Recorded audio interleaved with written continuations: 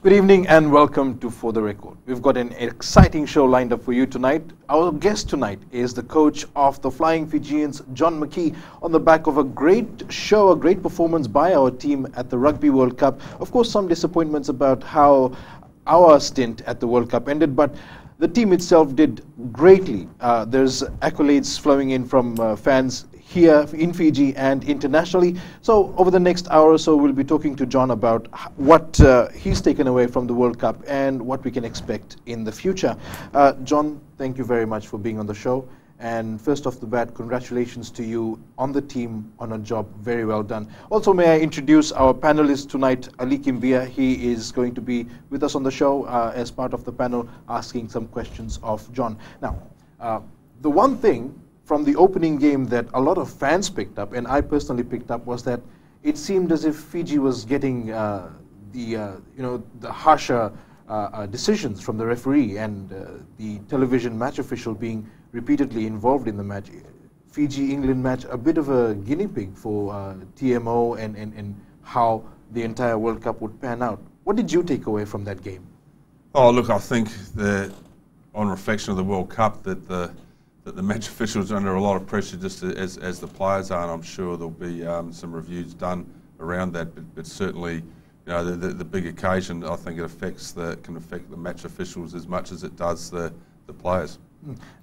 Looking back, of course, there are a lot of lessons that you have learned and the players have learned, but what would you do differently in 2019? Look, the pleasing thing about our program really is that in our whole preparation from the New Zealand Maori through, and I look back, there's nothing I'd say, oh, we didn't do that and we should have done it, or we would do something different.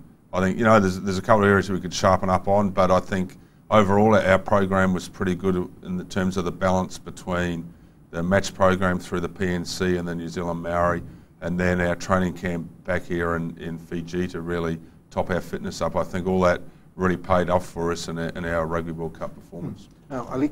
Yes, Ed, the from Flying Fijians coach, Mr. Mckee, you've mentioned that there are some areas of concern. Some areas of concern in regards to the developments that are taking place in the country. Do you believe that there is a major concern in terms of taking developments to the rural areas? Oh, look, I wouldn't say major concern, but I think it's certainly, that there's a lot of things that we need to address, and from my position as head coach and as a director of rugby across our Warriors and under 20s program particularly, but reaching down to the under 18s as well. Yeah, I definitely see a need to get out to the rural areas, out to the outer islands with our programs, because that's where our players come from, and if we can get to them at a young age, identify our best players at a young age, but also help the local coaches understand the modern game and the requirements of the game, and spread the message that way, that it'll really help our development. It will help players coming through the pathway and help us get younger players into the Warriors particularly, so they get really good grounding, which can be a launch pad for them to represent the Flying Fijians. I've already discussed at Rugby House some plans around myself and getting Alan Muir across around about Christmas time and in December and also in January to run clinics around the requirements of the game, the Fiji style of game, what core skills do we need, but also to have Alan working on some scrum clinics. I think on the back of the Rugby World Cup, all the young front rowers in the country, I hope they're very motivated and finally they have an identity, because I think we haven't had a real scrum culture here before. So on the back of the Rugby World Cup, we want to develop that scrum culture and get the front row and the tight five clinics going. And it's not just a matter of getting Alan up here. I mean, he can only be here so many days a year. It's working with some local coaches, identifying some local coaches to become scrum coaches out in the different regions and provinces, and then they can work with our players, our up and coming players and our provincial players on an ongoing basis. There's a lot of positives that we can pick on the team itself and the performance, but let's look at the pool of death. The odds from day one were stacked against us, England and Wales and Australia. the way that we handled these games and the way that Fiji handled itself, there was no doubt left that we had improved. But you must have heard from fans about how we felt that the Fiji team was not being given a fair chance on the ground, on the day, during the games. We had 3 players cited following on from the game. There were so many penalties issued against us as compared to the other teams, Tier 1 teams, who had not had so many penalties. And it seemed to us, we may be biased, but it seemed to us that we weren't getting a fair treatment. Look, You'll have to be diplomatic, but I want to get really honestly your opinion of how the team was treated on the ground on the day. Look. I think that's the game we play. A lot of those areas, it's not black and white. It's not like a tennis game where the ball's either in or out. And around the ruck area, there's interpretations around the way the game's refereed. For us, there are a few decisions where we're open to a lot of discussion, let's say, and certainly we went through the channels and discussed with the referees' authorities, and you can't change things retrospectively, but hopefully it helps the way the game's refereed going forward. But for us, there are also other areas where I would call avoidable penalties. We gave away some silly penalties. Our own discipline. Allowed the opposition to get into position to score points. I mean, particularly against Australia, I thought 2 penalties there very avoidable. Kicking the ball on the ground and a high tackle. You can avoid those. From those penalties, Australia, kick for touch and score off a driving line out. I mean that's at the end of the day, that was the winning and losing of the game. I mean, there's other things in the game, but we did a lot of very, very good things in all of those 3 games, but we did let ourselves down in just some vital areas. And in games at that level, and when they're so competitive, I mean, we talk about a game of inches. It's the little things that count. And on that note, we will take a break. That's the end of our first segment. We'll be right back.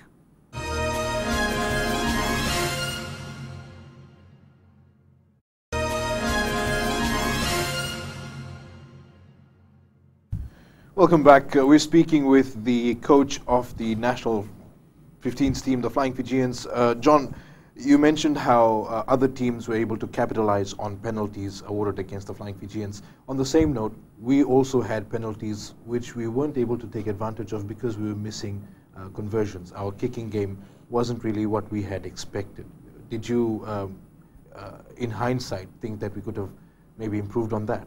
Oh, look, you look at those games, look at England, look at Wales, particularly, some vital penalties that, if we had have taken points, would have put a lot more pressure on the scoreboard. It's a massive area of the game.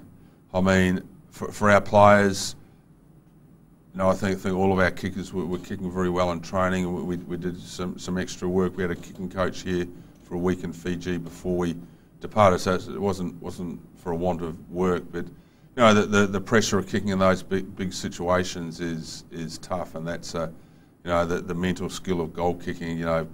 Kicking the vital goal when 80,000 people are watching you is a special skill. It's something we really need to work on going forward.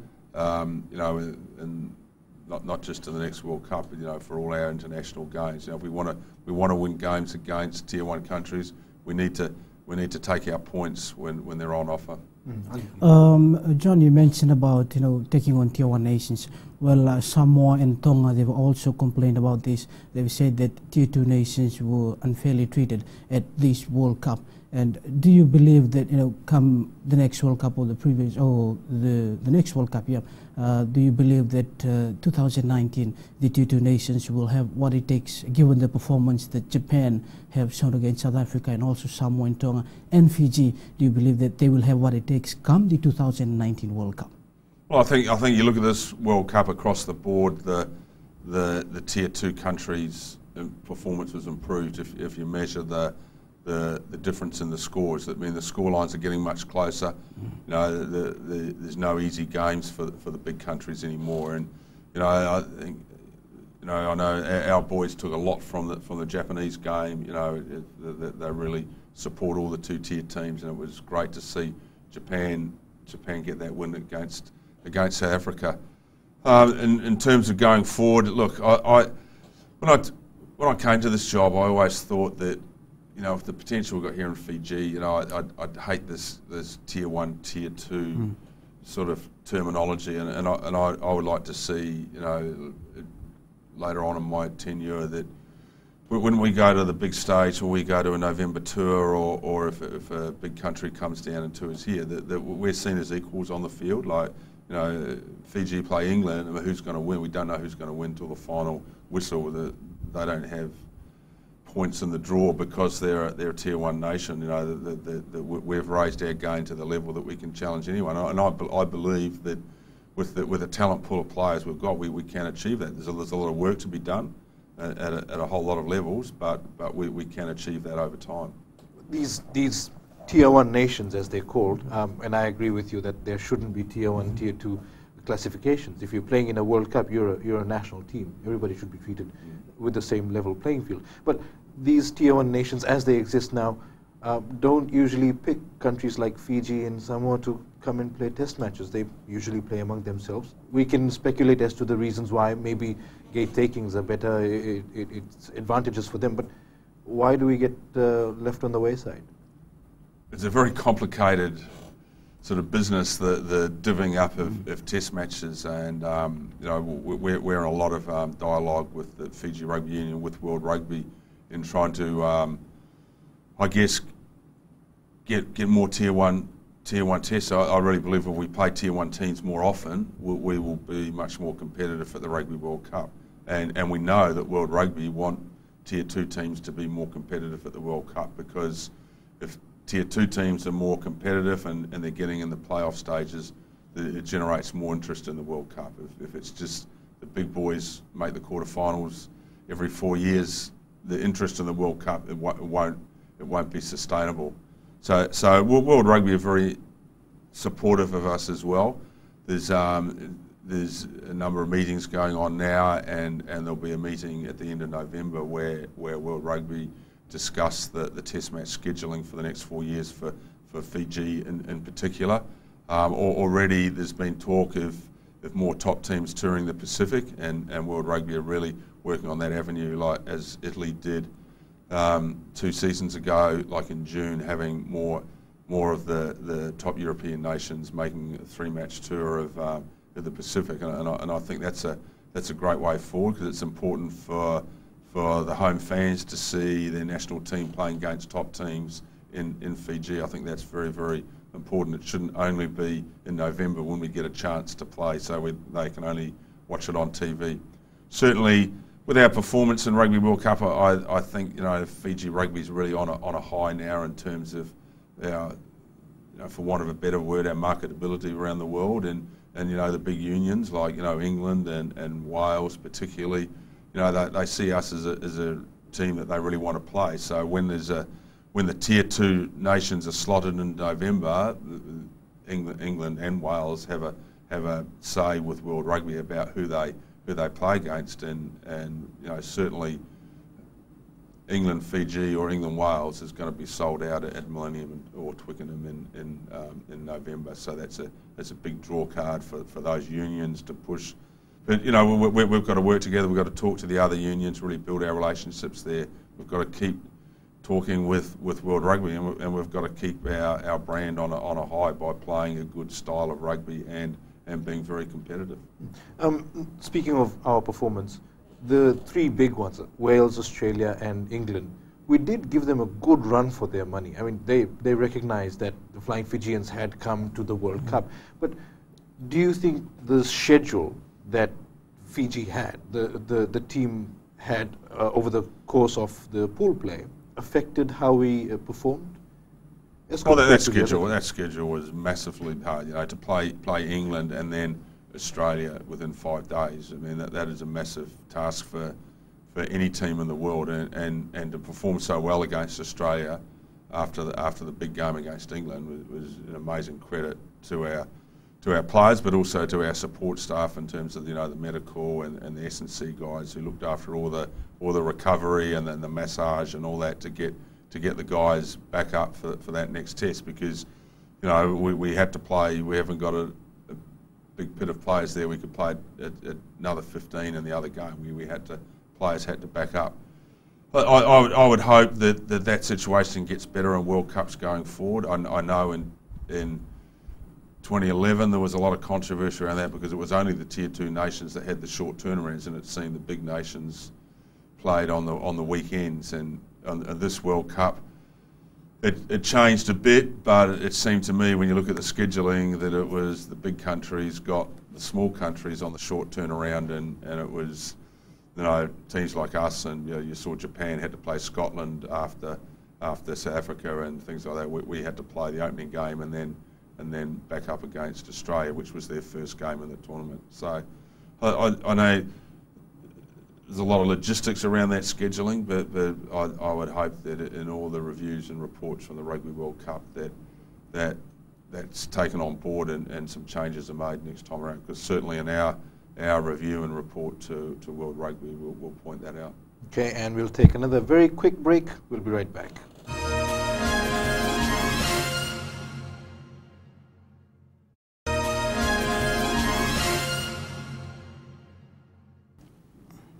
Welcome back to the show. We're speaking with John Mckee, the coach of the Flying Fijians, and let's look at the team itself, the boys that you had, the team that you took to the World Cup.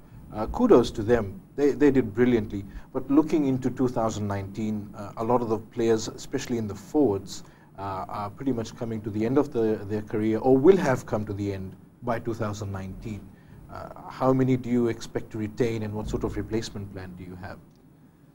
Look, you know, for the core of that team, that we'll get a lot of players back, you know, by age. I mean, you know, the selection in 2019 will be based on their form, and just because you're there now doesn't mean you'll be there then. But based on form, I mean, I'm in the process now of really looking at our depth charts of players and sort of taking everyone off who's 31 or 32 off, and then just looking at what our player pool is underneath that. I think we'll still get a lot of our players back. I mean, I think, you know, like all our front rowers will, with the exception of Sunia, will be okay for the next World Cup.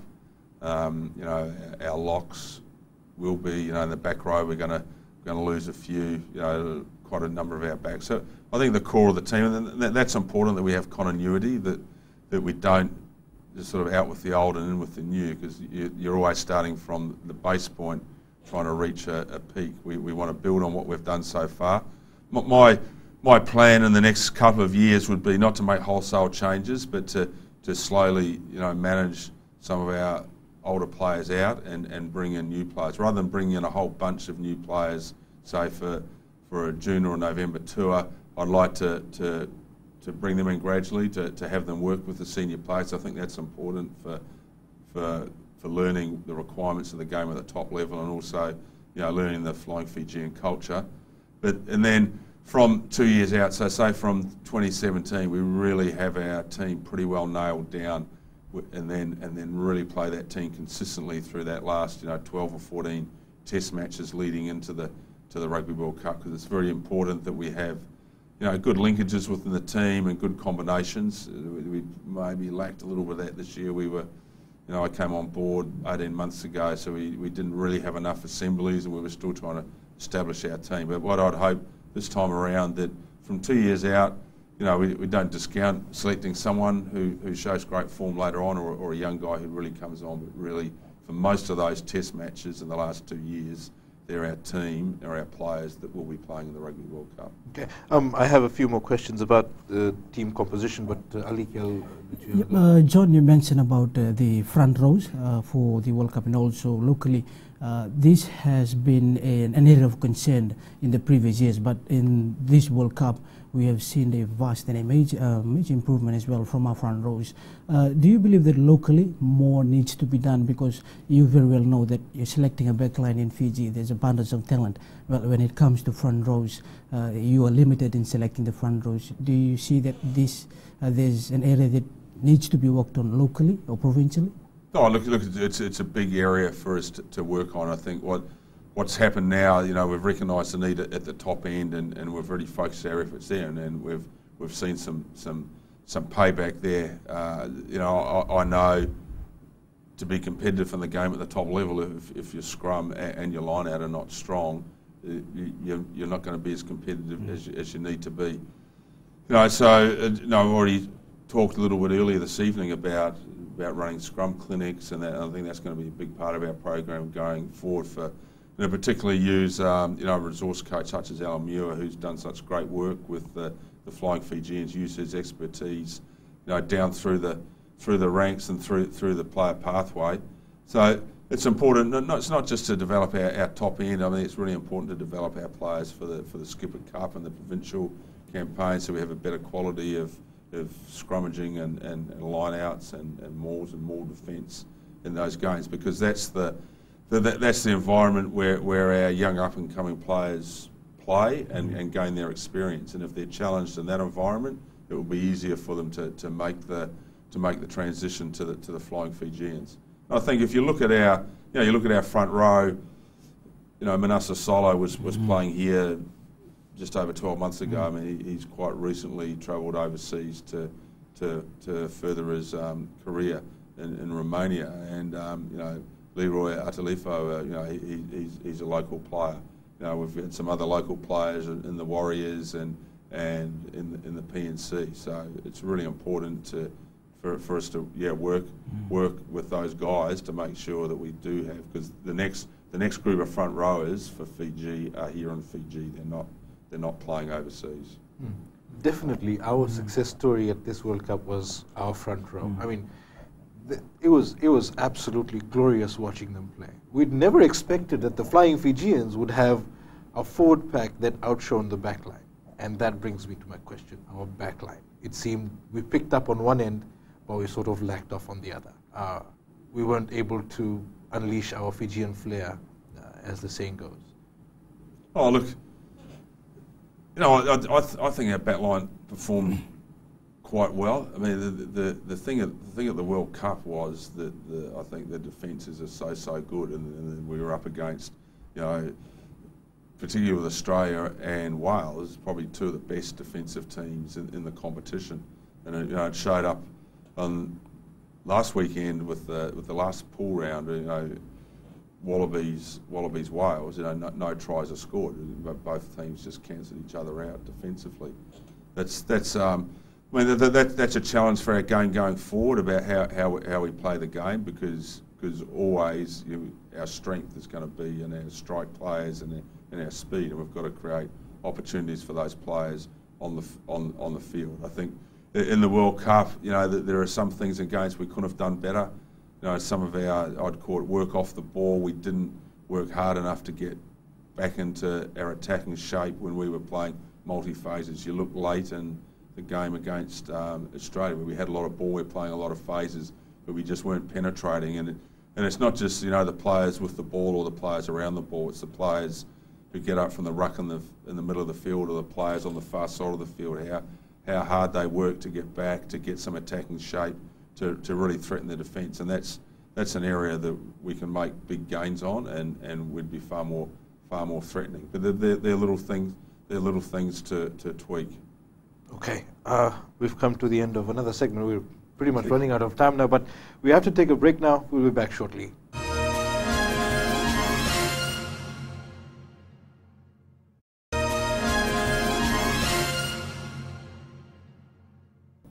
Welcome back to the show. We're getting the feeling that pretty soon we're going to run out of time, but there will still be questions hanging. But that's the story when it comes to talking about rugby and the Flying Fijians.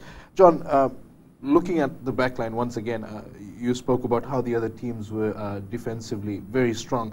But looking at team development, do you believe that the forwards and the backline developing at the same pace? An uneducated person sitting at home, like myself, would say, look, we picked up the ball with our forwards, but we weren't paying much attention to our backline. Well, I can assure you we weren't neglecting our backline in the way we were developing our team or our team game. But I think the forwards is very noticeable, the gains, because we were almost starting from a low base. Because, you know, let's face it, that you look back before I was involved, November 2013 tour, I mean that the scrum really had a hard time on that tour. I remember watching the videos of Romania. You know, the scrum was under massive pressure, penalty tries. You know, against Italy, big pressure in the scrum, couldn't win good consistent ball. You know, so what we've done in 18 months, we've gone from a low base level to quite a competitive level, and it's just not as noticeable with the backs because our backs are already performing quite well. And I think we've tweaked a few things there, but certainly, you know, the challenge is to really break down these very, very good defences, and you know, it's something we need to work towards. And you know, earlier in this show tonight, we've talked about playing Tier 1 teams more often. I think that would definitely help us playing Tier 1 teams more often, and that we have to work harder to break down a defensive structure. You look at the PNC, you know, our backs were fine. You know, there's a bit more space. Defence is not quite as organised, and we made a lot of inroads. The Rugby World Cup, particularly against those big teams, much tougher proposition. Thank you, Mckee. In regards to the backline, as you have mentioned, looking back at the World Cup, do you believe that it is tough for you, juggling on which players to select on the first 50, especially for your backline? If I can very well remember, in the first two games, in the inside and outside centres, you've gone for Lovon Balawu and also Veroniki Ngoneva, but in the third match, you've introduced Lemani Mbotia. Well, certainly, I mean, there's a lot of things go on in you know, and around our selection discussion, and you know, after the first game, there was a temptation to make a whole lot of changes, but really, you know, to keep our combinations, we felt it was better to stick with the same three across, you know, 10, 12 and 13. On the short turnaround, we wouldn't really have time to introduce a new player, and that was better. And always in our planning before we even got to the tournament, you know, thinking about what players suit what games, we always thought that the Gabriella would be more suited to the Australian game than would Botia, and Botia would come in against Wales where they have those big centres and try to crash it up the middle a lot. You know, when you're selecting a team, it's interesting. Like you select on the attacking abilities, but also defence is very important as well. And Gabriella is probably one of our best defenders in terms of, you know, he very rarely misses a tackle. He's got a good low chop tackle. You know, he puts the opposition on the ground, which is what we want to do. And he works well in the defensive line. Then he can read what's happening in front of him. When you're playing a team like Australia, where they have a lot of different decoy runners and you know, the blind winger's always threatening around outside 10 or around the 12 channel. It's very important to have a good defender there. You know, Botia, quite a different sort of player, and I think he showed against Wales what a strong player he can be, but for a different sort of game where Wales playing a much more direct game. It's really, he's almost, you know, the way we defended, he was defending on Jamie Roberts. We know Jamie Roberts is just going to carry the ball strong. A big strong man against a big strong man, and you know, Botti is going to win that battle, and you know, based on his form that night, he held his position for the Uruguay game. That was on, you know, the player in the best form got selected. Ben Volavola at fly half had big responsibilities on his shoulders. Young man, first time at the World Cup. Do you think you made the right decision by putting him at fly half? Yeah, look, Ben is a developing player. You know, I was really excited when Ben made himself available to play for Fiji, because I through my work in Australia with the Rugby Academy there, I was aware of his talent and you know, the special things he could bring to the game. You know, I really believe that Ben's going to be a great player for Fiji. I think he showed in the World Cup at times. He played really fantastic. Other times under the intense pressure, he maybe made a few errors, or his decision making wasn't as good as it could have been. But you know, Ben's got the all-round game, very skillful attacker. He's quick. He can take the line on. Good pass. He's also got a good kicking game. So if we need to kick for field position, he can. I think Ben will admit that himself, that it was a big learning curve from at the World Cup. I think he's a much better player now than he was when he went to the World Cup. He's really learned a lot, and looking forward for Fiji rugby, certainly I think Ben is the way forward, and Ben is, I think, going to be a very, very good 5'8" for Fiji, right through to 2019 and maybe beyond. He's still a young player. I'm excited that he's going to the Crusaders. I know that he's going to get very good coaching there. He'll get a lot more game time than he had with the Waratahs, and having Tambai Matson down there, it fits in very well with the Fijian setup, and that hopefully Tambai can keep working with us as an attack coach, so we get the continuity there as well. But yeah, I think Ben's going to be a very, very good player for Fiji. You think? You still think it was the right decision to have him at fly half this time around? Oh yes, definitely, because he really suits the style of game that we want to play. We had Josh Matavesi as well, and Josh played quite a lot in the PNC. I mean, Josh is a quality player as well. Different skills in the game. Probably more of a field position player. He sits back in the pocket a bit more. He's not as quick on his feet to take the line on. So around our game philosophy, we see Ben as the better player to suit the style of game we want to play. John, we'll take another break, and we will be right back with our last segment of the evening.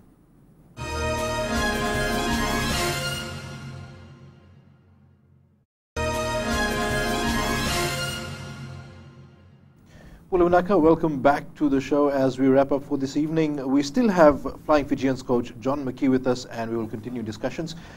John, one of the most influential factors for this team was the coaching team that you selected. Some big names, Alan Muir, as you have said, who's willing to come back. What about Tamai Matson and Franz Ludeke? Do you expect to have them continue working with you over the next 4 years? Look, the pleasing thing, or one of the pleasing things for me coming out of the Rugby World Cup is firstly, the great contribution that all the assistant coaches made, but also that they all really expressed a desire to continue working with the Flying Fijians. So hopefully we can manage that. I mean, for Tambai and Franz, particularly, with other employers, you're relying on their other employer to be kind enough to let them take the time off. But they're working in Super Rugby, so it sort of fits in with our season around the June window in November. So hopefully that it all works out for us and we can keep that, because I think it's important, as we want continuity with players. It's good to have the backroom staff continuity as well, because it helps us get continuity in developing our game. Where every assembly we're building on the assembly before. So it's credit that to Fiji Rugby that coaches of that calibre want to work with us, and hopefully we can make it happen going forward. Is this the right mix for you? Oh, for me, look, it's a really good mix. I mean, it's obviously important the way that you work together. We've got Mckee Rauluni in there as well, working on the defence. I mean, Mckee, fine ex-player. He's really on the up and up as a young coach. He provides a lot of enthusiasm to the group. It's interesting having like Tambai coming from the New Zealand sort of Super Rugby background, and Franz coming from the South African Super Rugby background with probably slightly different philosophies on the game, and really what it made for was, for me, a lot of lively discussion around the way we want to play the game, and a lot of the coaches are actually learning off each other. You think these coaches with so much experience that they think they know everything, but the beauty of working with these guys is that they really want to learn, and by doing that, I think we had the best possible environment we could. Yes, Ed, speaking of the coaching staff, and also the question now for all the fans that are watching out there is, what is the way forward from after this World Cup? And if I take you back to the 1995 Rugby World Cup qualifiers, where Fiji did not manage to beat Samoa and Tonga, they failed to make the cut to the Rugby World Cup. I believe that it will be the same scenario going to the 2019 World Cup with Samoa and Tonga, and not We're in the playoffs, on the playoff as well. That's So, right. what is the plan from now on? Well, certainly, yeah, the next World Cup, Yeah. the qualification is challenging, and I'm not even 100% sure of the process. But my understanding is, that one qualifies out of Oceania, and then the others will have to play for one spot that's left. So that's the challenge. I think if you look today, I think we're definitely ahead of Samoa and Tonga. But that's today. The qualification is not decided today. The qualification will be decided in 2 years or 18 months' time. So that's when we need to make sure that we are in the best possible position to secure that qualification, and for me, secure it through the first pathway rather than having to go through the other repechage would be the way to do it. So, we have to start now. I mean, firstly, I think before you go forward, you look very closely at where you've been. So we really do a thorough review around our program and our last campaign, and then we really set the pathway. I mean, when you look at it, there's probably only maybe 24 or 26 test matches between now and the next World Cup. I mean, it's not when you look at it like that, it's not a lot of games to get things right. So we need to make sure we've got the right programs in place, make sure we really understand our depth of our players and what areas that we need to start looking at new players, younger players, making sure that our match schedule suits the type of work we need to do with our players to make sure that when we get to those critical qualification game, we're 100% ready to go. All right. Just towards the end, very quickly, last two questions. Penny Ravai and Leroy Atalifo, have they been approached by any overseas clubs?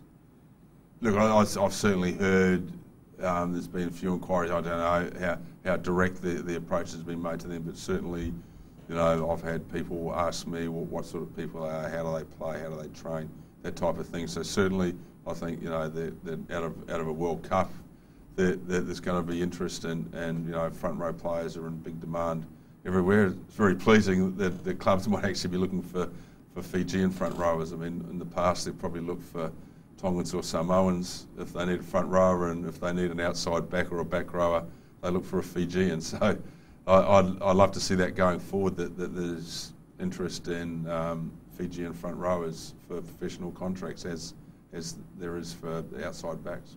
And lastly, just very quickly, 2019, are you hopeful and confident of a more level playing field?